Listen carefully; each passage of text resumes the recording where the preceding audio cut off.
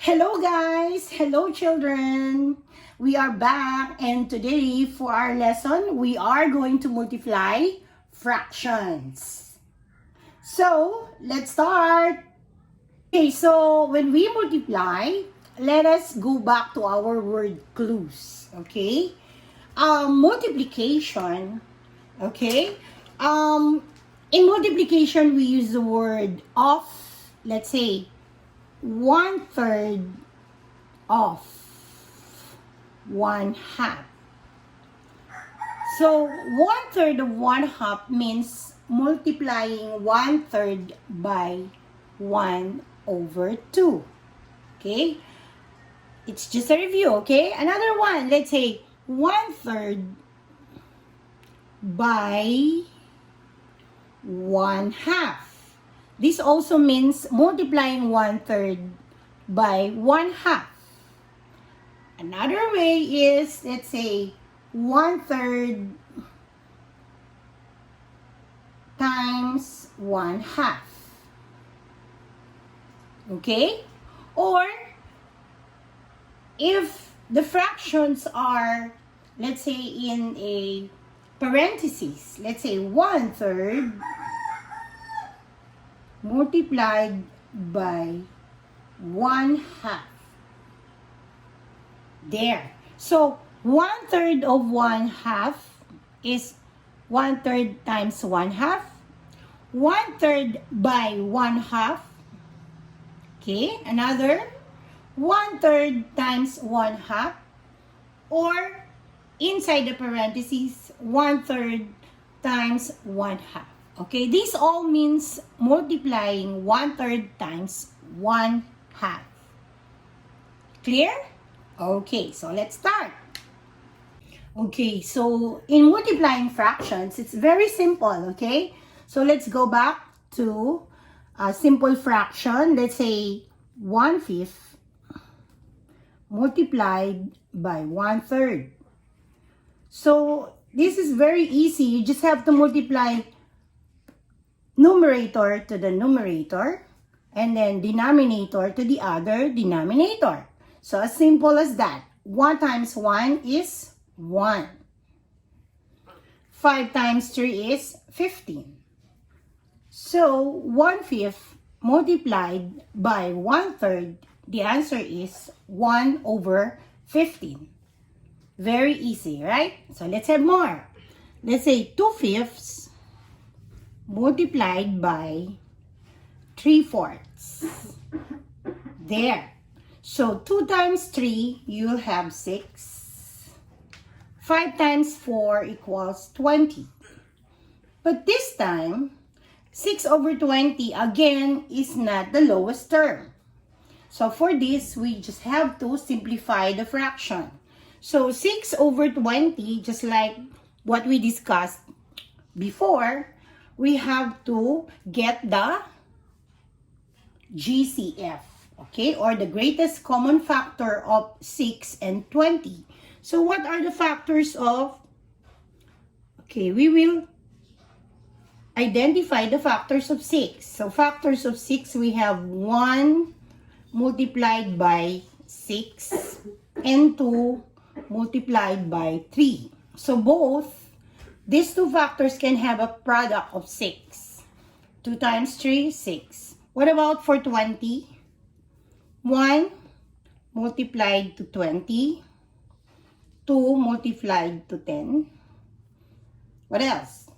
4 multiplied by 5. So these are the factors. Now, which are both, or which are common to both numbers? So both has 1 and 2. So the GCF this time is 2. So let's divide. By 2. So let's just put the answer here. So 6 divided by 2, the answer is 3. And 20 divided by 2 is 10. So therefore, 2/5 times 3/4, the answer is 3/10 or 3/10. Very easy, right? Okay, this time let's have a mixed number. Okay, so a mixed number is a combination of a whole number. Let's say a whole number is 2. 2 and 1/3 is a mixed number. This one is a whole number and this one is a fraction. Okay, so 2 and 1/3 multiplied by, let's say, 5 and 1/4. There. Okay, so for this, make sure that the mixed number will be changed into a what? An improper fraction. So for that, multiply the denominator to the whole number and then add the numerator. Okay? So 2 or 3 times 2 is 6 plus 1, 7 over 3. And then multiplied by 4 times 5, 20 plus 1, 21 over 4. So for that, again, you will multiply denominator to the whole number, add the numerator, and then copy the same denominator. Okay? So this now, the 7 over 3 is equal to 2 and 1/3. 21 over 4 is equal to 5 and 1/4. So it's just that we change them into an improper fraction. Okay? So then, you can now multiply the fractions. Okay, so let us answer. So numerator to the other numerator. So 7 times 1 is 7. 7 times 2 is 14. So it's 147 over 3 times 4, 12. Okay, so this is actually the answer. It's an improper fraction. Now, to change this, we just have to divide 147 by 12. Okay? Okay, let's change it. So, for this, 147 divided by 12, of course, you use 14, right? 14 divided by 12 is 1. So, 1 times 12 is 12. The answer is, you have to subtract. 14 minus 12 is 2 over, or bring down 7. 27 divided by 12, you have 2. 2 times 12 is 24. Subtract. You have an answer of 3. So therefore, the answer is 12 and 3 over 12. Again, so it's 12 and 3 over 12. Where did you get the 3 over 12?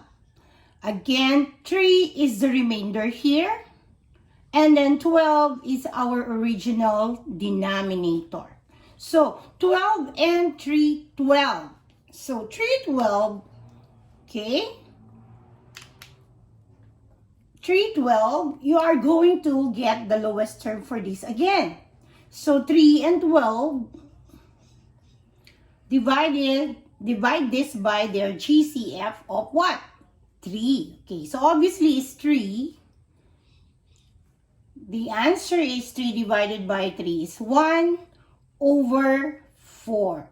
So therefore, the answer here is 12 and 1/4. Okay?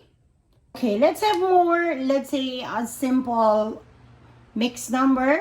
Let's say 1 and 1/3 multiplied by 2 and 2/4. Okay? So again, let us change the mixed number into an improper fraction by multiplying 3 times 1, 3, plus 1, 4 over 3. And then 4 times 2, 8, plus 2, 10 over 4. So again, 1 and 1/3 is equivalent to 4/3. 2 and 2/4 is equivalent to 10/4. Okay, so let us multiply now. 4 times 10 is 40 over 3 times 4 equals 12. So remember, if your numerator is greater than the denominator, you have to change it into a mixed number by multiplying 40 or the numerator divided by the denominator. So 40, okay, let us erase this so you can see it clearly. 40 over 12 is 40 divided by 12. So how many 12 can you get from 40? Of course, there are 3. 3 times 12 is 36. Subtract. 40 minus 36 is 4. So there, our answer, what's the whole number? 3 and 4 over 12. Okay, 12 is our original denominator. So again, 412 divided by the GCF, 412 divided by a GCF of 4. So obviously, it's 4, okay? Because 12 is divisible by 4.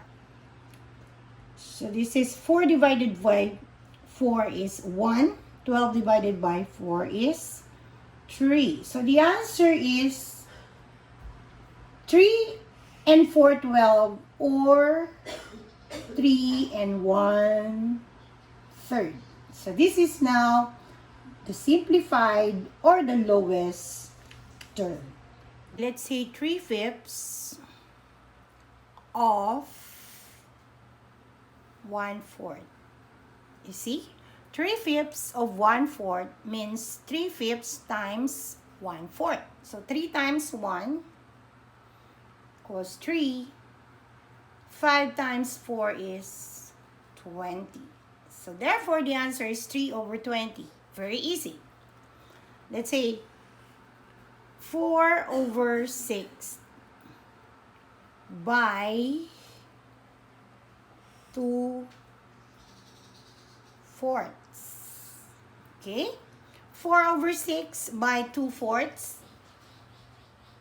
Let's multiply. 4 times 2 is 8. 6 times 4 is 24. So this is not the lowest term. So let us simplify 8 over 24. So divide by their GCF or the greatest common factor. So therefore,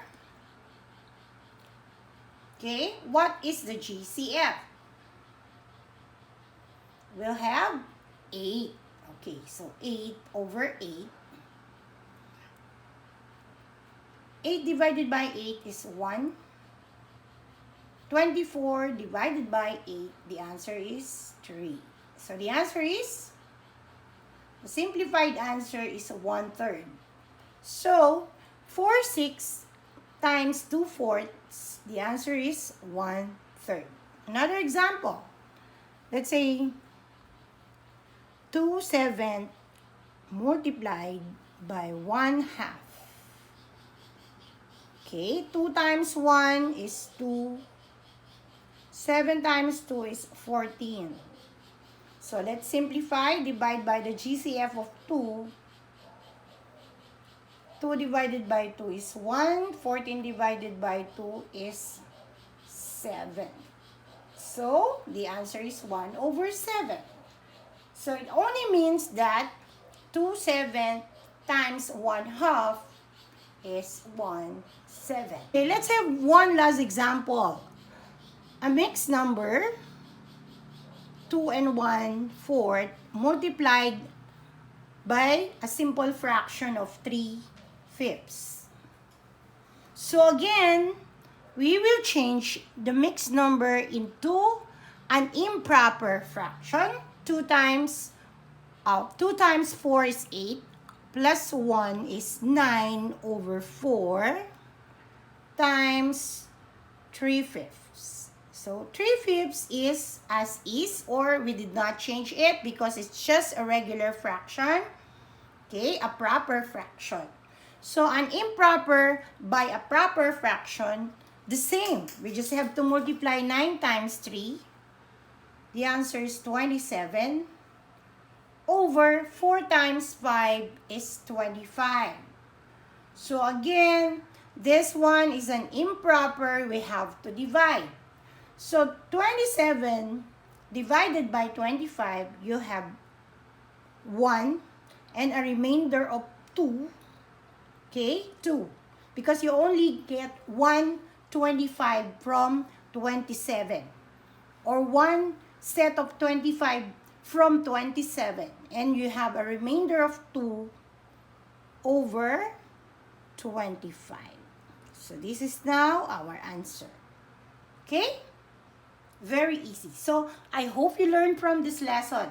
So in multiplying fraction, you just have to multiply numerator to the other numerator, and then denominator to the other denominator.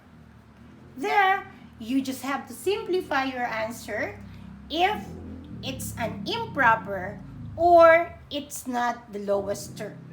Okay? So just find the lowest term by dividing the fraction by its GCF, or the greatest common factor.